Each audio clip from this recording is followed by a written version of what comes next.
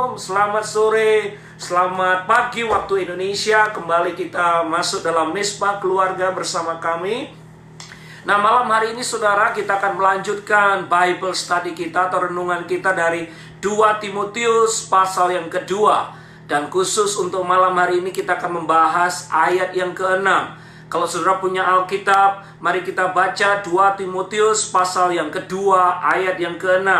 Bagaimana caranya kita bisa lolos dari penderitaan?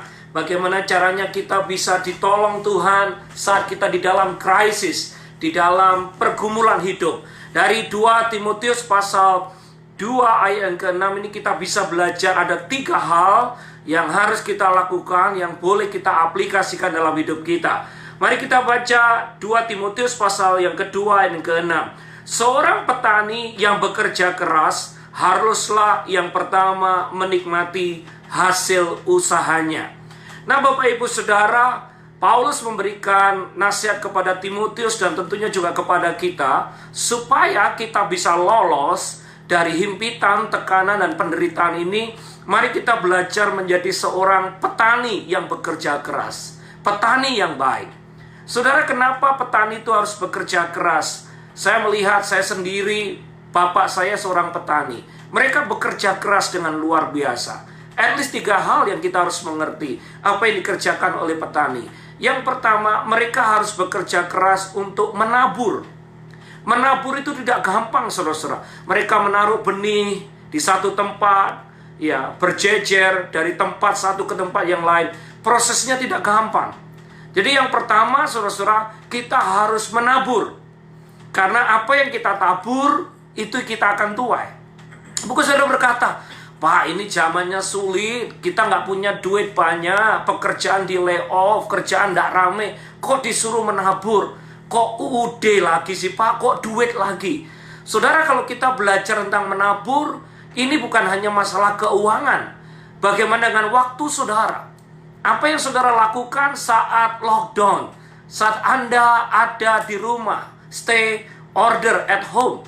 Sudahkah Anda menabur waktu saudara untuk berdoa, bersekutu dengan Tuhan? Atau saudara boleh menabur dengan tenaga, dengan kemampuan saudara. Saudara, kami dari gereja kami setiap minggu kita melayani, memberikan sembako. Mungkin ada beberapa orang yang tidak punya duit tetapi boleh menyumbang, menabur dengan tenaga mereka. Atau saudara, waktu lockdown Anda boleh menjadi bapak yang baik, papa yang baik, atau istri yang baik, suami yang baik, mulai menabur kasih, mulai menabur waktu kepada keluarga saudara. Mungkin selama ini saudara sibuk sekali. Anda bekerja 5 hari, 6 hari seminggu, atau bahkan 7 hari seminggu Anda bekerja, nggak ada waktu untuk keluarga.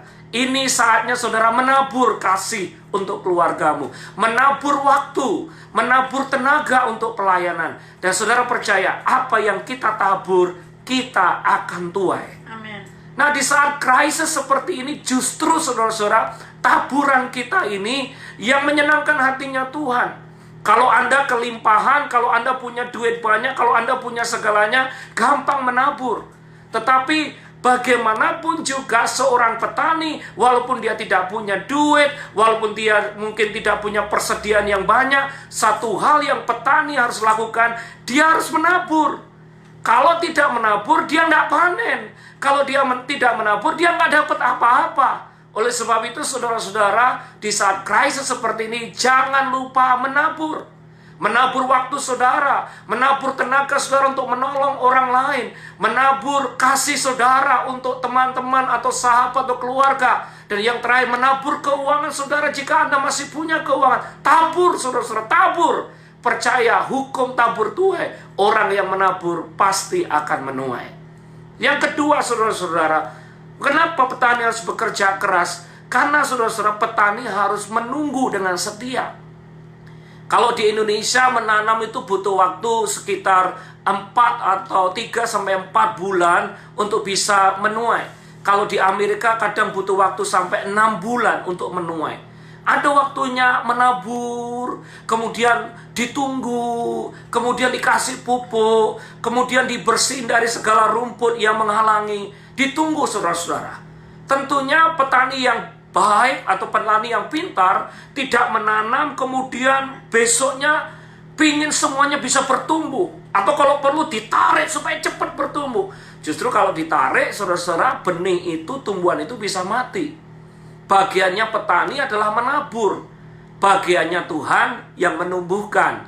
Bagian petani adalah melakukan yang terbaik, dan bagiannya Tuhan adalah yang memberkati. Bagiannya petani adalah mengusahakan, mengerjakan, dan waktunya dia harus diam, berdoa, dia harus menanti dengan setia. Ini bicara tentang kesetiaan. Di saat lockdown banyak orang yang tidak sabar. Di saat lockdown orang maunya cepat-cepat kembali kepada hal-hal yang saudara mungkin sudah lakukan, tetapi ada waktunya kita harus wait, setia. Waktu kita menabur, kita menunggu Tuhan yang memberikan tuaian. Saudara-saudara, di Amerika ada namanya drive-thru. Jadi kalau kita ingin beli makanan, kita beli makanan lewat drive-thru. Kalau di Indonesia ada yang namanya karbit, saudara-saudara. Ada sesuatu yang ditaruh mungkin di bahan seperti bahan ditaruh di pohon pisang atau buah pisang. Jadi pisangnya bisa masak secara cepat. Itu karbit, saudara, biasanya. Nah, yang saya tahu kalau instan atau karbit atau drive-thru, sesuatu yang instan, drive-thru dan karbit itu mutunya nggak baik, saudara. Hasilnya nggak baik, kualitasnya tidak baik. Tetapi kalau benar-benar masak, benar-benar sudah siap, benar-benar diperoleh dengan proses yang alami, saudara-saudara, itu biasanya mutunya luar biasa. Jangan kita menjadi orang yang tidak sabar. Jangan menjadi orang yang maunya cepat berhasil, cepat kaya, cepat diangkat. Sehingga kadang kita menghalalkan segala cara. Seorang petani harus bekerja keras dengan menanti, setia, menunggu. Sebab apa? Antara menabur ada proses menuju tuaian. Di tengah menabur dan penuaian itu ada proses. Jadilah orang Kristen yang mau diproses. Jadilah orang Kristen yang sabar saat diproses. Jadilah orang Kristen yang mau setia tetap kepada Tuhan walaupun hari-hari ini Anda sedang diproses. Karena apa? Tuhan sedang melatih saudara. Tuhan sedang membentuk karakter saudara sehingga nanti promosi datang, tuaian datang, dan saudara sudah menjadi orang-orang yang siap memiliki kualitas yang luar biasa. Bukan instan, bukan drive-thru, bukan karbitan, tetapi Anda benar-benar matang dan siap untuk menerima berkatnya Tuhan. Jadilah orang-orang yang setia. Dan yang terakhir, saudara-saudara, seorang petani yang baik, waktu dia sudah menuai, dia dapat berkat yang luar biasa. Guess what? Saudara terbang, apa yang harus dilakukan? Harus menyisihkan sebagian untuk apa? Ditabur lagi. Jangan dimakan semuanya. Jadi kalau udah panen, udah diberkati, jangan dimakan semuanya, jangan digunakan. Tetap harus disimpan untuk ditabur lagi, sehingga besoknya, di tahun berikutnya, mereka menuai lagi karena menabur. Sayang ya saudara-saudara, banyak orang Kristen atau orang percaya setelah diberkati lupa menabur. Waktu masih miskin, susah, cinta Tuhan, setia memberi, begitu kaya mulai sombong, bahkan lupa tepuk dada, merasa keberhasilan ini dari dirinya, lupa Tuhan, lupa mengembalikan apa yang menjadi miliknya Tuhan.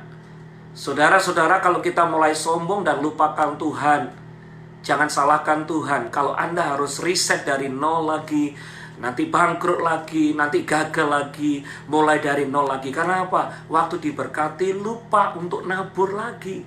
Petani yang baik, waktu ada panen, waktu diberkati dia tidak lupa. Dia akan menabur, bahkan dia akan menolong orang-orang di sekelilingnya.